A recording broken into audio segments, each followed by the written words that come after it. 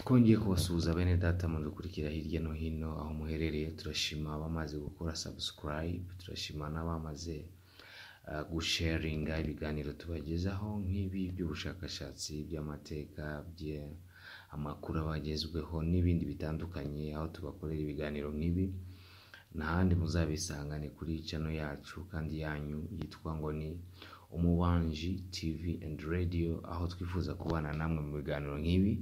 Dukeneye ko mukora subscribe, munakora share ndetse like na comment, cyane cyane munakomeza kutwereka uko mubona ibi bintu n'inama mwatugira. Rwose turakinguye urubuga kugira ngo umuntu wese wumva hari topic twabaganirizaho, wumva hari inyunganizi y'ubujyanama yatubwira, turabakiriye bene data. Dushimira abamara kubona ibiganiro bakagerageza gukora comment.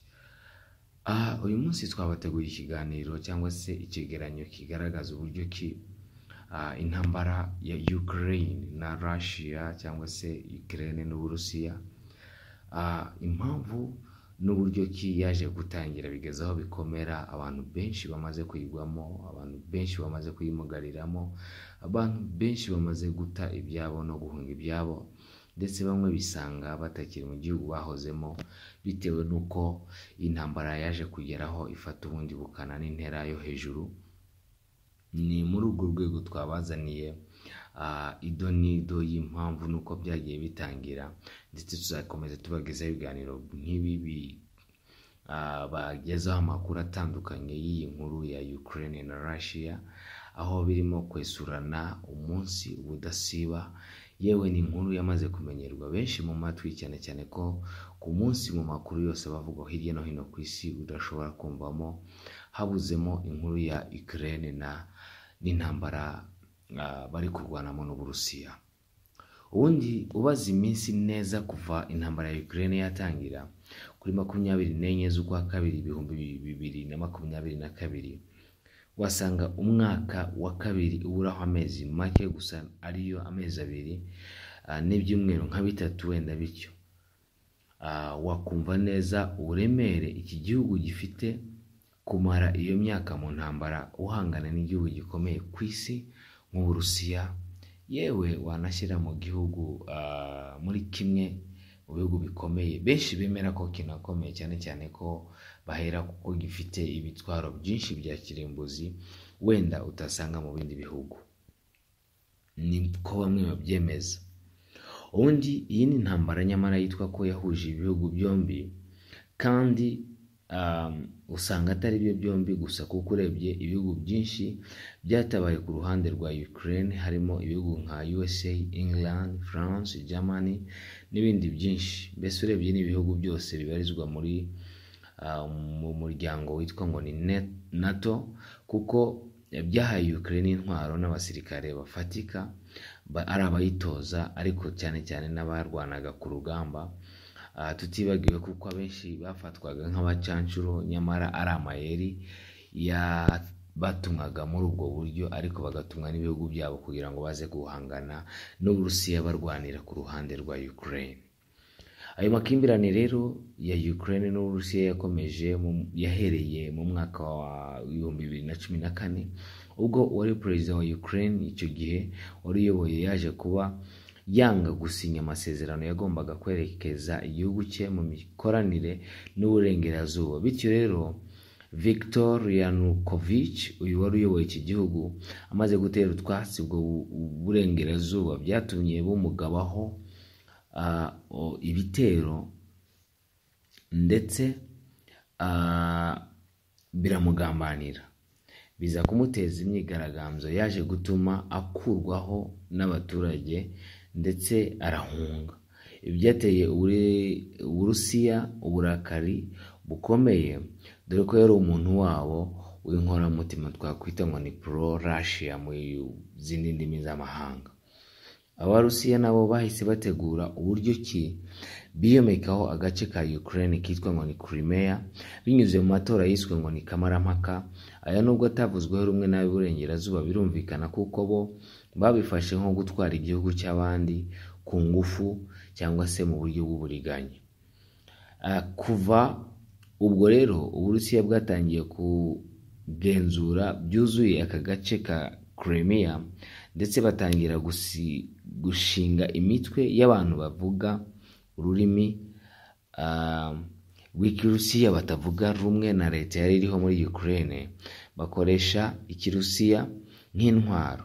Aba rero bagaragara mu bice nka Donetsk na Luhansk biherereye iburasirazuba mu gace kitwa ngo Donbass. Kuva muri uyu mwaka rero Ukraine ntiyafashe ubu buce neza cyane ko bwagaragaragamo abantu batavuga rumwe na leta kandi bashigikiye Uburusiya birumvikana. Haje kubaho rero intambara y'imitwe y'ikirusiya na leta ya Ukraine kugeza muri za 2015, aho haje kuba amasezerano ya Minsk yasabaga impande zombi guhagarika kurwana no gukuraho ingabo z'amahanga muri ibi bice ndetse n'ivugururwa ry'itegeko nshinga ryari kongera guha utu duce agaciro nk'intara z'iki gihugu cya Ukraine. Gusa kubera ko n'ubundi agace ka Crimea kari karimo kugenzurwa n'Abarusiya ndetse no muri Donbass huzuye imitwe myinshi yakoreshaga ikirusiya ariko kandi itavuga rumwe n'ubutegetsi bwari buriho muri Ukraine, ibi n'ubundi byadindije aya masezerano bituma atagira agaciro ya Minsk. Ibi byaje gukomeza kugeza aho muri 2016 OTAN cyangwa se NATO yaje gusinya amasezerano na Ukraine yo kubufatanye, ndetse muri za 2017 inteko ishinga amategeko yaje kuba isinya itegeko ko Ukraine yakwinjira mu kuba abanyamuryango ba NATO ndetse batangira imikoranire mu bya gisirikare n'ubumwe bw'Uburayi. Aho ibi byaje kuba birakaza Putin cyane, dore ko iki gihugu we yagifataga nk'abavukanyi ndetse basangiye amateka. Ibi bituma muri za 2018 yohereza amabrigade menshi mu gace ka Crimea kugira ngo abe yatera ubwoba ndetse agaragaze ko yiteguye kuba yateza ibyago igihe icyo ari cyo cyose Ukraine itakwisubira kuri n'umwanzuro yari yamaze gufata. Umwaka wakurikiyeho 2019 rero nibwo Volodymyr Zelensky ari nawe uyoboye Ukraine kuri ubu yaje gutorwa nka perezida wa Ukraine asimbuye Petro Poroshenko. Uyu rero Zelensky akijyaho yihutishije umugambi wo kujyana Ukraine muri NATO mu rwego rwo kuyirinda umutekano muke. Muri za 2021 Abarusiya nibwo batangaje ko icyo cyemezo batazakihanganira na gato, batangira gutegura ingabo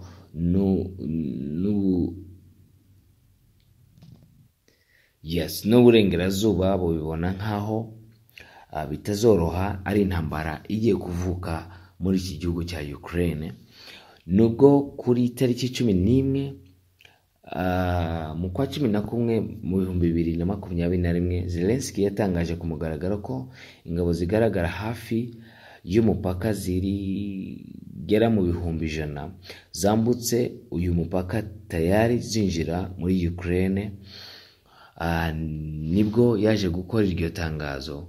Gusa nanone Putin mu kwa 12 aha amahirwe ya nyuma nakwita ya nyuma igihugu cya Ukraine, kuko bamwizeza kutazatekereza kuzajya mu muryango wa OTAN.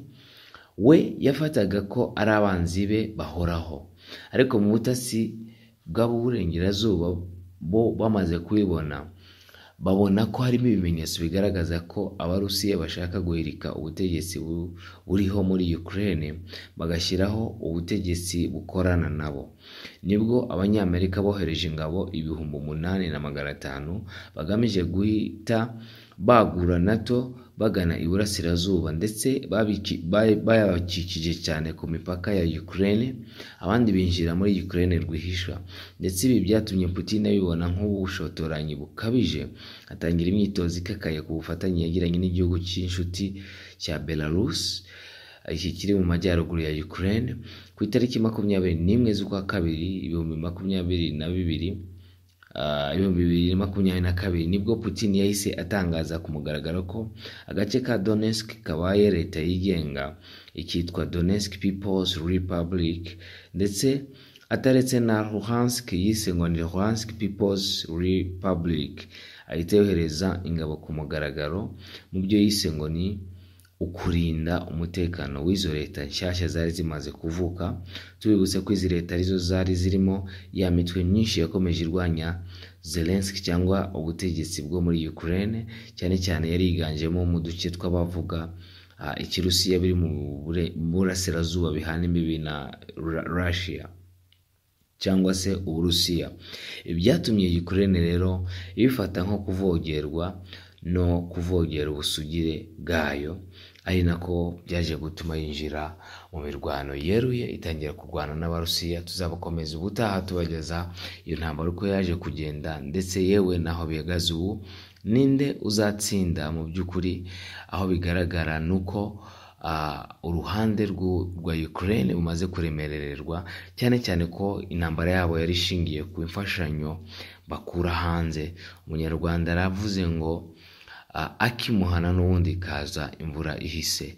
Mbese akimuhana kaba katarazana n'ubu, aho Ukraine ikomeje kuba ihura n'ibyago byinshi. Ariko ku rundi ruhande tuzakomeza tubereka, tunabagezaho update amakuru nk'aya nakagaruka. Mwari kumwe nanjye Claude, tubashimira kubadukurikira badahwema kutwereka ko bari kumwe natwe, mukora subscribe, mukora na share. Mwari kumwe natwe amanywa na nijoro, ntituzahwema kubagezaho ibiganiro nk'ibi n'ibindi bitandukanye. Mwakoze Imana ibarinde.